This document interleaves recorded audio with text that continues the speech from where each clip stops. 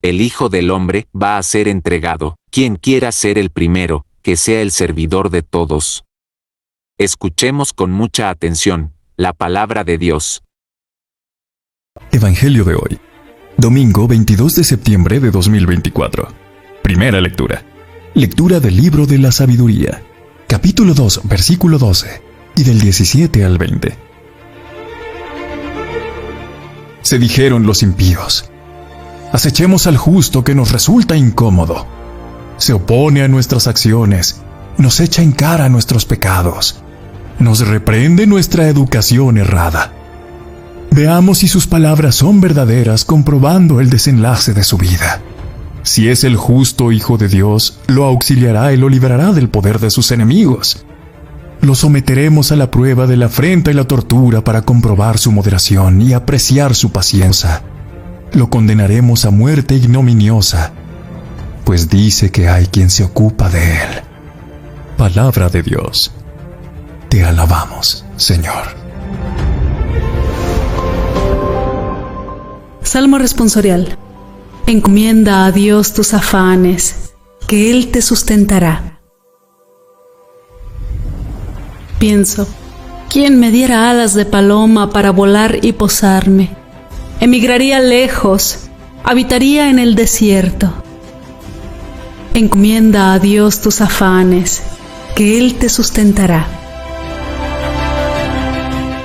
Me pondría enseguida a salvo de la tormenta, del huracán que devora, Señor, del torrente de sus lenguas. Encomienda a Dios tus afanes, que Él te sustentará. Violencia y discordia veo en la ciudad, día y noche hacen la ronda sobre sus murallas. Encomienda a Dios tus afanes, que Él te sustentará. Encomienda a Dios tus afanes, que Él te sustentará. No permitirá jamás que el justo caiga. Encomienda a Dios tus afanes, que Él te sustentará. Segunda lectura. Lectura de la carta del apóstol Santiago, capítulo 3, versículo 16 al capítulo 4, versículo 3. Donde hay envidias y rivalidades, hay desorden y toda clase de males. La sabiduría que viene de arriba, ante todo, es pura, y además es amante de la paz, comprensiva, dócil, llena de misericordia y buenas obras, constante, sincera. Los que procuran la paz están sembrando la paz y su fruto es la justicia. ¿De dónde proceden las guerras y las contiendas entre vosotros? ¿No es de vuestras pasiones que luchan en vuestros miembros? Codiciáis y no tenéis, matáis, ardéis en envidia y no alcanzáis nada. Os combatís y os hacéis la guerra. No tenéis porque no pedís. Pedís y no recibís porque pedís mal, para dar satisfacción a vuestras pasiones. Palabra de Dios. Te alabamos, Señor.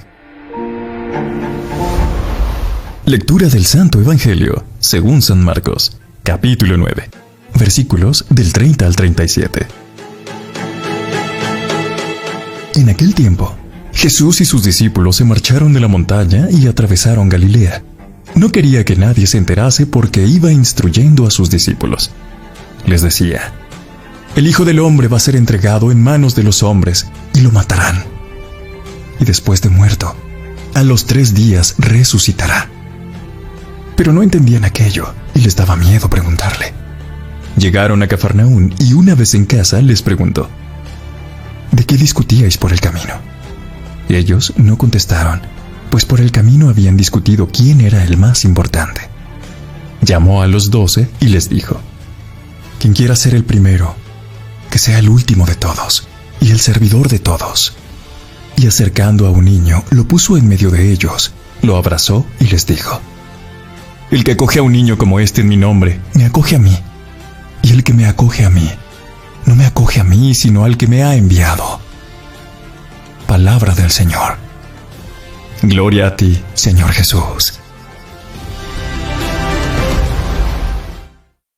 Señor, Padre nuestro, danos la inocencia de un niño que confía plenamente en su Padre.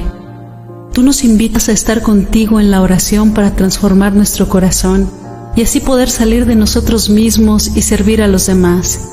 Permite que sepamos responder, Señor.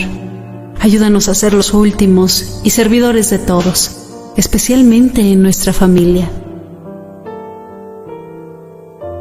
Meditemos el Evangelio de hoy.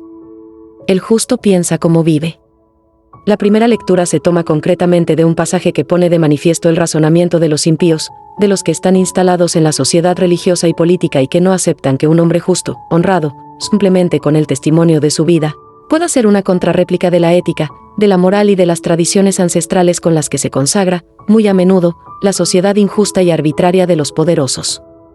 Como el libro de la sabiduría es propio de la literatura religiosa griega, algunos han pensado que a la base de esta lectura está el razonamiento práctico de una filosofía que se muestra en la ética de los epicúreos, quienes defendían una praxis de justicia y honradez en la sociedad. En todo caso, la lectura cristiana de este pasaje ha dado como resultado la comparación con los textos del siervo de Yahvé de Isaías y más concretamente, se apunta a la inspiración que ha podido suponer para los cristianos sobre la pasión del Señor, ya que en ese justo del libro de la sabiduría se ha visto la actuación de Jesús, tal como podemos colegir de la lectura misma del Evangelio de hoy. Los no sabios saben muy bien condenar a muerte ignominiosa a los justos. Esa es la única sabiduría que entienden de verdad. El desprecio y la ignominia es una sabiduría contracultural, ni divina ni humana. Y esta es ya una historia muy larga en la humanidad que tanto se valora a sí misma. Santiago. Sabiduría, justicia y paz. La carta de Santiago sigue siendo el hilo conductor de esta segunda lectura litúrgica. Además, como es una carta que pretende establecer un cristianismo práctico, ético y moral, nos pone sobre el contraste dos sabidurías, la que nace de este mundo y anida en el corazón del hombre, envidias, desorden, guerras, asesinatos, y la sabiduría que viene de lo alto, pacificadora, limpieza de corazón, condescendencia, docilidad, misericordia. En realidad a la primera no se le debe llamar sabiduría sino insensatez y negatividad. Son dos mundos y podríamos preguntarnos, de verdad, si el corazón humano no está anidado por estas dos tendencias, dualismo. Nuestra propia experiencia personal podría darnos la respuesta. El autor considera que el ser humano, guiado por sus instintos, es el misterio de nuestra debilidad, aunque le atribuye un débito especial al diablo, para no caer en el principio de maldad en el corazón humano. Va hacia la perdición por la envidia con la que nos destrozamos los unos a los otros. Pero el autor propone la sabiduría, que se adquiere por la oración para llegar a esas actitudes positivas que ha mencionado antes. No se trata, pues, de leer este texto en clave moralizante para rebajarlo. Es uno de los textos fuertes del Nuevo Testamento, de ese calibre es el cristianismo que pide la paz fundamentada en la justicia. Evangelio de Marcos. El que se entrega debe ser el primero. El Evangelio de Marcos nos muestra un segundo paso de Jesús en su camino hacia Jerusalén, acompañado por sus discípulos. El Maestro sabe lo que le espera, lo intuye, al menos, con la lucidez de un profeta, la pasión y la muerte, pero también la seguridad de que estará en las manos de Dios para siempre, porque su Dios es un Dios de vida. Pero ese anuncio de la pasión se convierte en el Evangelio de hoy en una motivación más para hablar a los discípulos de la necesidad del servicio. No merece la pena discutir si este segundo anuncio de la pasión son ipsissima verba o son una adaptación de la comunidad a las confidencias más auténticas de Jesús. Hoy se acepta como histórico que Jesús sabía algo de lo que le esperaba. Que la comunidad, después, adaptara las cosas no debería resultar extraño. Este segundo anuncio de la pasión lo presenta el evangelista como una enseñanza, heridas que ni iguala les enseñaba. Pero los discípulos ni lo entendían ni querían preguntarle, ya que les daba pánico. Este no querer preguntarle es muy intencionado en el texto, porque no se atrevían a entrar en el mundo interior y profético del Maestro. Jesús tuvo paciencia y pedagogía con ellos y por eso Marcos nos ha presentado 3 anuncios en un corto espacio de tiempo. Tampoco Pedro, en el primer anuncio, lo había entendido cuando quiere impedir que Jesús pueda ir a Jerusalén para ser condenado. No encajaba ese anuncio con su confesión mesiánica, que tenía más valor nacionalista que otra cosa. Marcos ha emprendido, desde ahora en su narración, una dirección que no solamente es reflejo histórico del camino de Jesús a Jerusalén, sino de enseñanza para la comunidad cristiana de que su Cristo no se fue de rositas a Jerusalén. Que confesar el poder y la gloria del Mesías, eso puede ser un tópico religioso poco profético. En realidad eso es así hasta el final, como lo muestra la escena de Getsemaní y en la misma negación de Pedro.